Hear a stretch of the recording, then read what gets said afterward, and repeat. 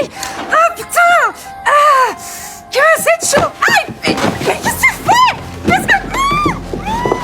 Jenny was pricked by her husband with a needle. She immediately lost the ability to move. She was firmly tied to the bed by her husband, and her husband's purpose was to make Jenny disabled. Because he was disabled in both legs and had an extremely strong desire for control, he was afraid that Jenny would run away. So he came up with such a perverted method, hoping to keep Jenny by his side forever in this way. Just a few months ago, the man was still an ambulanceman. His daily work mainly involved following the ambulance to rescue the injured. But when the man was rescuing the injured, he would always steal things from the female injured. If it was a small item of little value, Roka would take it home and collect it to satisfy his strange hobby. If he stole something valuable, he would resell it and earn some extra money. He didn't even spare the old lady who had just passed away. Roka and Jenny had been married for many years, but they still didn't have a child. In fact, Roka had gone to the hospital for an examination. The reason for not having a child was that he suffered from asthenospermia. However, his girlfriend Jenny was a beautiful, lovely, and positive woman, but in order to make his girlfriend stay with him, he still blamed his girlfriend for not being able to conceive and kept coaxing her. It was this twisted mentality that made Roka carry out such a despicable act of stealing as a form of dark revenge against women. On this day, Roka went on a mission as usual, but just when the driver turned his head for a moment,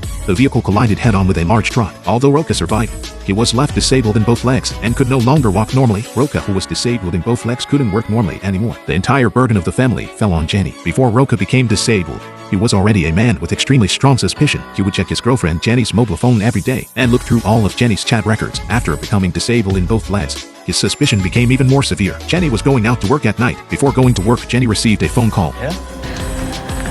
Roberto, un compañero de clase.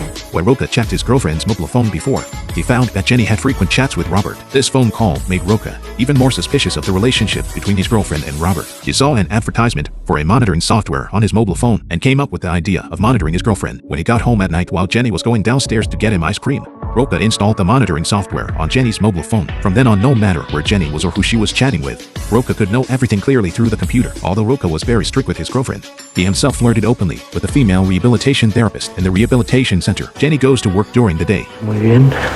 and has to take care of the disabled Roka when she gets home at night. But Roka not only didn't know how to be grateful, but was also very picky about his girlfriend. During dinner, Jenny said that she was going to intern at a pet hospital, but Roka questioned Jenny if she went to intern at the pet hospital, what would they live on in the future? No puedo con todo. Que no puedes con todo, o sea que es mi culpa. No he dicho eso. No, dime, ¿de qué vamos a vivir? ¿De mi pensión de mierda de invalidez? ¿No te das cuenta de todo lo que hago por ti? ¿De lo que tú haces por mí? ¿Y de lo que yo he hecho por ti todos estos años? Mira, ¿sabes qué? Que mejor que te vayas con los animalitos al puto veterinario. No empieces, por favor. Empiezo si me da la gana.